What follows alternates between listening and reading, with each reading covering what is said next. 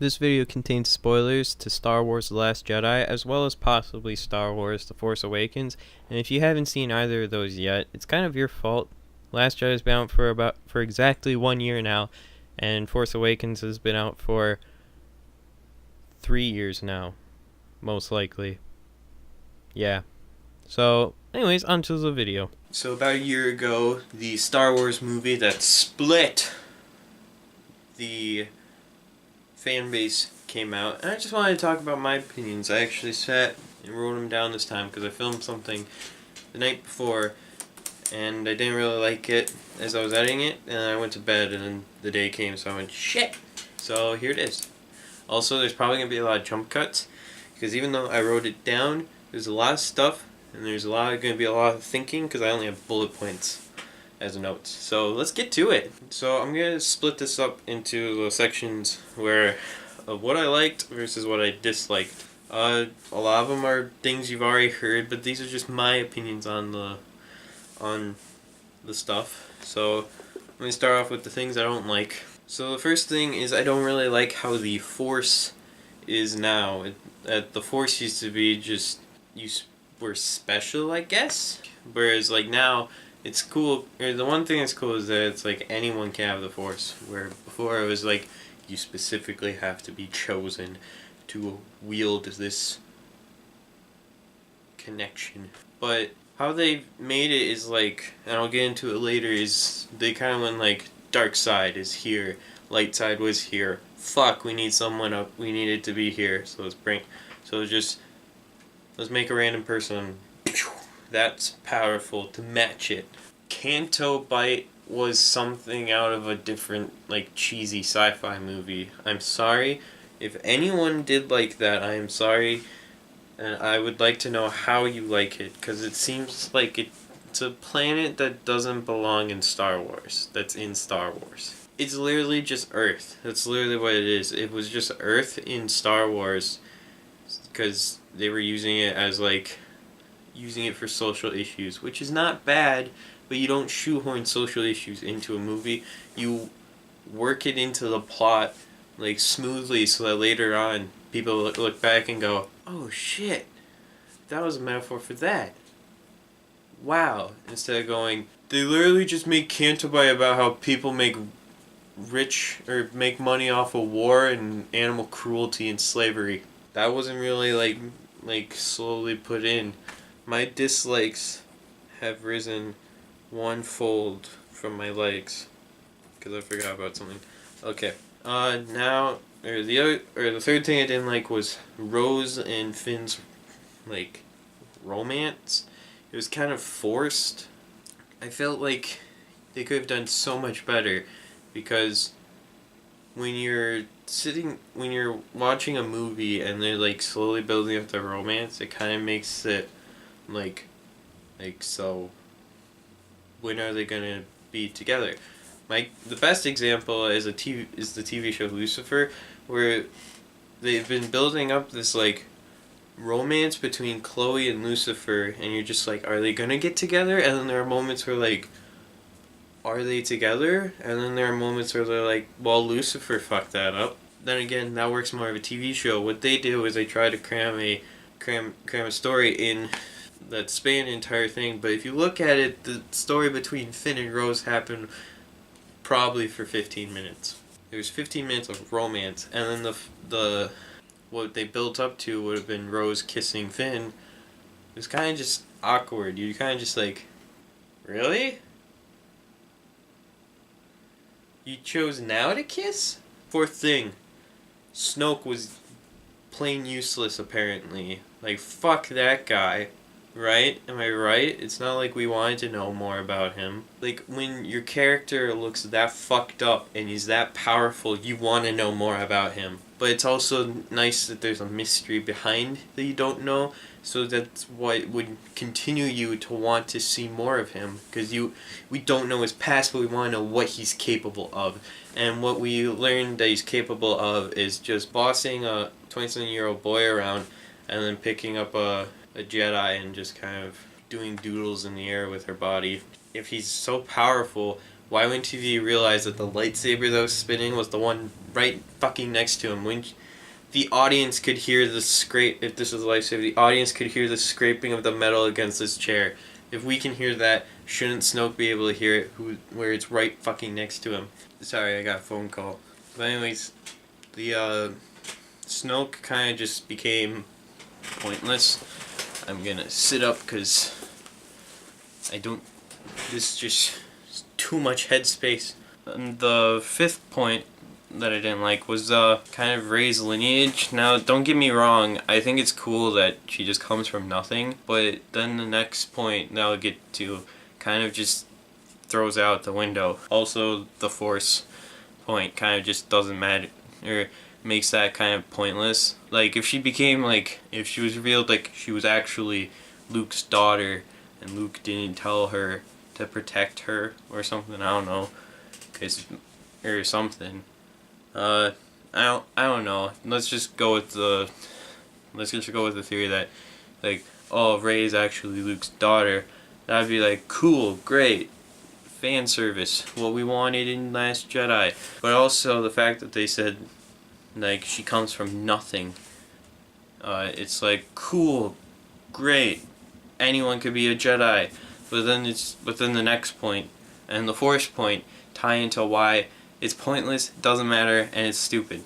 Rey's training consists of just sitting around, at one point swinging a lightsaber at a rock, and then meditating for 5 minutes. It's like Lucasfilms and Rian Johnson, or the majority that actually enjoyed Last Jedi, don't realize is that all the other Star Wars films, they had like their person working to get to their power that they had. Anakin was strong with the Force, but he had to work for that. He didn't just like sit there and go fucking pull down a building, or fucking just sat there with one finger and picked up several rocks, or like Rey and just picked up an entire mound of rocks to free people.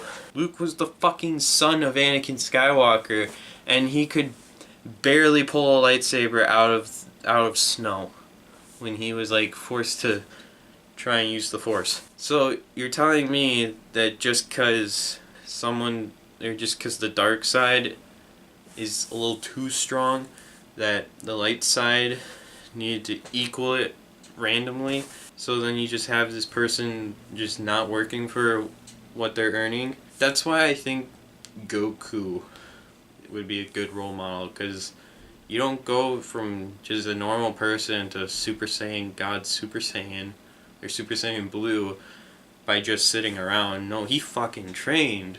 Rey is just kind of, oh,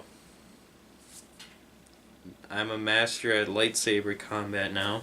Literally like the Matrix. She's just like, I know the Force. Show me.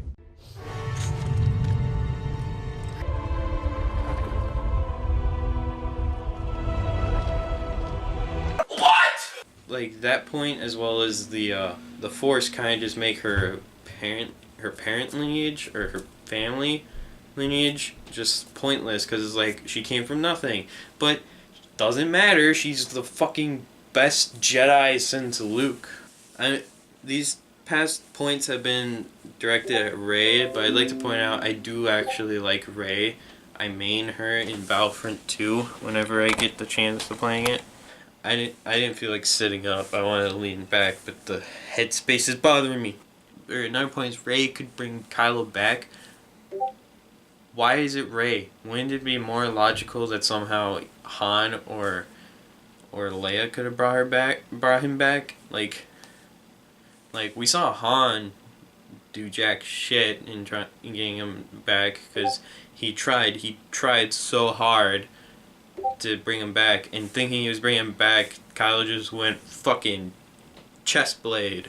Wouldn't Leia have a better chance of bringing Kylo back than Rey? We already know that Kylo doesn't care about his past. He's trying to kill everyone from his past. Why the fuck would Rey have any chance of bringing him back? Even though we are seeing that struggle between the dark and the light with him. My final point goes back to Rose. Rose's hypocrisy. She, at the end of the film, she stops Finn from doing the most heroic act in sacrificing himself to save Resistance by flying his speeder into the miniaturized Death Star tech, I guess it was. And he goes in and she fucking knocks him out of it. And he's like, why the fuck did you do that? And she goes, not fighting what we hate. Saving what we love. but then if you rewind it a half hour ago, she literally states that she wants to destroy Canto Bight. And who do you think these people are? There's only one business in the galaxy that'll get you this rich. War. Selling weapons to the First Order. I wish I could put my fist through this whole lousy, beautiful town.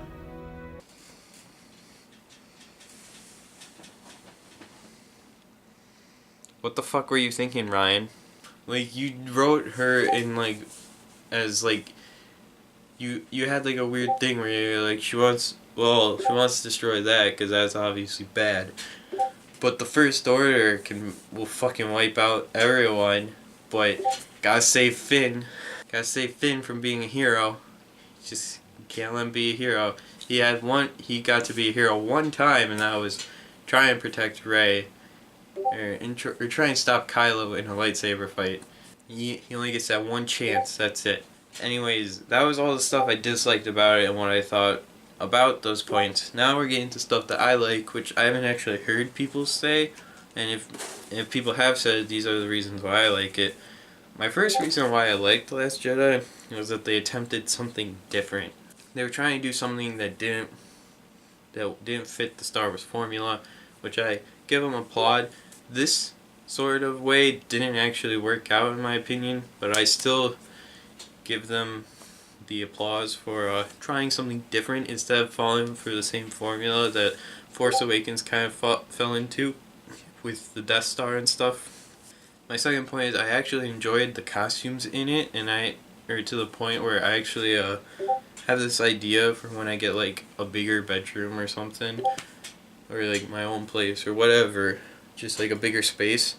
I want to like, I guess, display what I call cosplay statues, which are like recreated cosplays that are on display. Most of those are ideas from Last Jedi, because I just like the designs of the costumes, like Rey's Jedi training outfit, Poe's, like, I guess, Force Awakens Han Solo look, Rose's outfit from the beginning of the film to about them boarding Snoke's ship, Rose's sister's Y bomber outfit, so on and so forth. Just like few costumes from it I just really enjoyed, and I thought they looked good. I really like the figures. Try and argue with me about that. My favorite of the figures are the 6-inch figures, just because I like to display my figures with more articulation than just a swivel head or a ball jointed head, swivel shoulders, and swivel hips. So I can get my characters into unique poses and like set up like little dioramas like Snoke's throne room and stuff. The hyperspace, I think I've heard someone call it the hyperspace kamikaze, or otherwise that's what I'm thinking of, or that's what I call it, because it's literally a kamikaze run on the First Order. Because when Lauren Dern's character Holdo turned that ship around and just launched it into hyperspace right at the First Order, the scenery and like the imagery was like beautiful. Like the sound just cut out, and then the sound just cuts back in real loud, and like all the lights, like all the stars kind of just disappear in like the background, and you just see like nothing, and just like it looked like a big laser just went right through Snoke's hull, and it just looked beautiful. But it was also sad, but more beautiful. You know what I mean? Now that I've had like a year to think about it, I actually like what they did with Luke, as most people disagree. And I agree, like, for the man to go from like optimistic guy to where he actually went to the Emperor and said, I can turn my father back from from the dark to the light, and we will stop you. And the Emperor's just like, yeah, go ahead and try it. And he succeeded, to the exact opposite and just going, the Jedi need to end. I just really enjoyed that for some reason now, because it actually seems like something. And also, if you think about the events leading up to why Luke is on Ahch-To, he lost his nephew, but more devastating is that he tore apart his sister's family. He felt really responsible for that. He's like, fuck, I fucked up. And that actually seems more of a character development than if he was just this optimistic guy that we all want him to be. The final thing I liked, which also ties into the thing I didn't like, which was how Rey thought she could bring Kylo back, was her optimism. She's like, she was always like, Luke would be like, you really think the First Order will be defeated? And she's like, yeah, because I have hope, which is something you lost, or stuff like that. She's becoming the optimistic Luke that we miss. And I think that's cool. But then it leads into, but then there's problems with it, like, I can turn Kylo back because I saw something in his mind. It's like, you saw one little detail in this shattered mind. You really think that can happen when his own father failed at that, or failed at bringing him back, when his own father tried so hard to bring him back.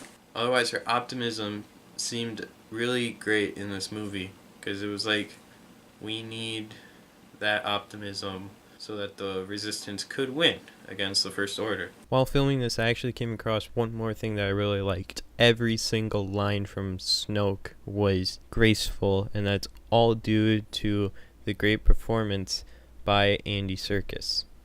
Like, I felt very intimidated every time we were in Snoke's presence because of Andy Serkis. Anyways, that's my thoughts on The Last Jedi, and let me know what you think. And to clear things up, I am not one of those like, oh, you're only hating on it because it's cool to hate on it. No, it's just, it was a bad movie, but it had some elements that I will say were cool. Even though one of the things I liked wasn't actually part of the movie, it was the merchandising. But I'm a collector, what do you expect? Anyways, I hope you enjoyed. I'm going to get this video out for you guys before the end of the day, because I want to get it out on the day that Last Jedi came out, because this is the day that the fan base was split. And so yeah, if you like this video, leave a like. Also comment on what you may have actually liked or what you disliked about the movie.